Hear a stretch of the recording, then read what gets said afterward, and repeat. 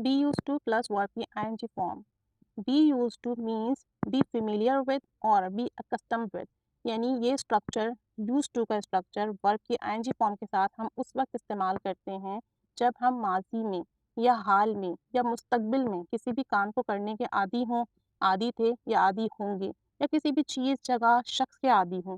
यानी अगर आप यूजुअली किसी चीज़ जगह शख्स के आदी हैं या आदी थे माजी में या आदी होंगे, आपकी ऐसी परसेप्शन है कि अगर आने वाले वक्त में मेरे साथ ऐसा होगा तो मैं ऐसा हो जाऊंगा, तो उसके लिए आप B use two plus verb की आईएनजी फॉर्म यूज़ करते हैं। और ये स्ट्रक्चर हम तीनों टेंस में यूज़ करते हैं, प्रेजेंट, पास्ट और फ्यूचर में। फॉर्मूला इसका इस तरह से होता है कि सब्जेक्ट यानी कि आपका file doer of an action के बाद इस एम आर यूज़ करेंगे आप प्रेजेंट के लिए। अगर आप प्रेजेंट में किसी काम को करने के आदी हैं तो इस एम आर यूज़ करेंगे। पास्ट में अगर आप काम करने के आदी थे तो वॉज एंड वर यूज़ करेंगे। और अगर आप कहते हैं कि आप फ्यूचर में आदी हो जाएंगे तो विल बी यूज़ करेंगे। उसके बाद आप यूज़ टू यूज़ करेंगे, उसके बाद वर्ब की आईएनजी फॉर्म और फिर ऑब्जेक्ट आएगा। नेगेटिव बनाएंगे तो सब्जेक्ट के बाद अगर प्रेजेंट के आप यूज टू नहीं हैं तो इस एम आर के बाद नॉट लगा देंगे। पास्ट में यूज टू नहीं थे तो वॉज वर के बाद नॉट लगा देंगे। और अगर फ्यूचर में आप यूज टू नहीं होंगे तो विल नॉट बी आ जाएगा, फिर वर्ब की आईएनजी फॉर्म फिर ऑब्जेक्ट। अगर आप इंटेरोगेटिव बनाते हैं, किसी से पूछते हैं कि क्या आप चाय पीने के आदी हैं, तो फिर आप प्रेजेंट की बात करते हैं तो इसे हमारे स्टार्ट में ले आएंगे, वॉज वर पास्ट के लिए और विल फ्यूचर के लिए।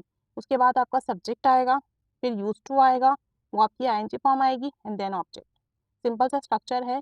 क्योंकि हम यूज टू में, इस यूज टू के स्ट्रक्चर में भी यूज टू में हम ये बता रहे हैं कि हम आदी हैं, इस वजह से हम कंटिन्यूस फॉर्म यूज कर रहे हैं। Is am are, was verb और विल बी के बाद यूज टू के बाद वर्ब की आईएनजी फॉर्म यूज कर रहे हैं। फॉर एग्जाम्पल, इसके कुछ एग्जाम्पल्स देखते हैं। For example, she is use to the city now and doesn't get lost any more. वो अब इस शहर की आदी हो गई है और अब वो रास्ते नहीं भूलती। यानी वो पहले इसकी आदी नहीं थी, अब न्यूली शिफ्ट हुई थी और अब वो इस जगह की आदी हो चुकी है, तो अब वो यहाँ के रास्ते नहीं भूलती है। He wasn't used to walking so much and his legs hurt after the morning walk. उसे ज़्यादा चलने की आदत नहीं थी, यानी कि वो पास्ट में ज़्यादा चलने का आदी नहीं था, तो was not के बाद used to के बाद verb की ing फॉर्म आ गई walking। तो क्या होता था, उसे ज़्यादा चलने की आदत नहीं थी, तो जब भी वो चहलकदमी करता था उसके बाद उसके पैरों में दर्द हुआ करता था। I am a teacher so I am use to speaking in public.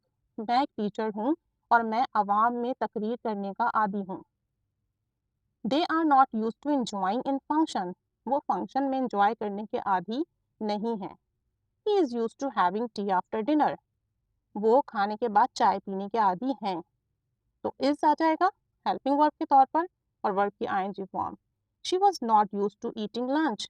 वो दोपहर का खाना खाने की आदी नहीं थी।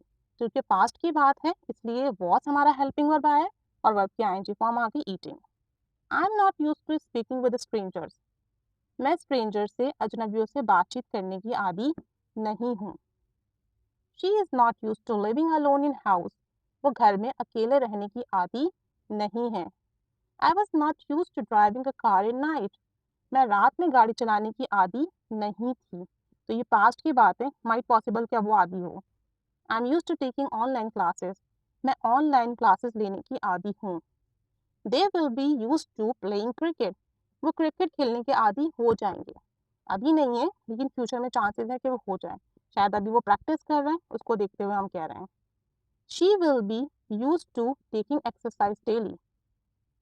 वो एक्सरसाइज करने की आदी हो जाएगी। यानी कि वो अभी नहीं है, आने वाले वक्त में हो जाएगी। अभी वो एक्सरसाइज करती है, उसे पेन हो जाता है, बट नेक्स्ट टाइम या after some practice she will be able to do exercise in future. She will be use to speaking English. वो इंग्लिश बोलने की आदी हो जाएगी। तो जब आप किसी काम को फ्यूचर में करने के आदी हो जाएंगे तो आप विल भी यूज करेंगे, फिर यूज टू आएगा और वर्ब की आईएनजी फॉर्म आएगी। और अगर आप प्रेजेंट में किसी काम को करने के आदी हैं, जैसे मैं कहूँ कि I am use to having lunch, मैं लंच करने की आदी हूँ। The maid is use to cleaning house. Maid घर साफ करने की आदी है। The children are use to going to school. बच्चे स्कूल जाने के आदी हैं। We are not use to having dinner. हम रात का खाना खाने के आदी नहीं हैं। They are not use to playing cricket. वो क्रिकेट खेलने के आदी नहीं हैं। Are you used to talking on phone, क्या आप फोन पर बात करने के आदी हैं? Are you used to sleeping early, क्या आप जल्दी सोने के आदी हैं? इस तरीके से आप क्वेश्चन पूछ सकते हैं और अपनी आदत बतानी हो प्रेजेंट की तो इज एम आर यूज़ करके वर्ब की आईएनजी फॉर्म यूज़ करेंगे। पास्ट के लिए वॉज वर यूज़ करना है। She was use to having classes, वो क्लासेस लेने की आदी थी। He was not use to driving a car, वो कार चलाने का आदी नहीं था। People were not use to listening music, लोग मौसीकी सुनने के आदी नहीं थे। Were you use to playing hockey, क्या आप हॉकी खेलने के आदी थे? Were you use to having coffee, क्या आप कॉफ़ी पीने के आदी थे? तो पास्ट के लिए वॉज वर्ड के साथ वर्ब की आईएनजी फॉर्म, प्रेजेंट के लिए एमआर के साथ वर्ब की आईएनजी फॉर्म और फ्यूचर के लिए विल बी के साथ वर्ब की आईएनजी फॉर्म यूज होगी।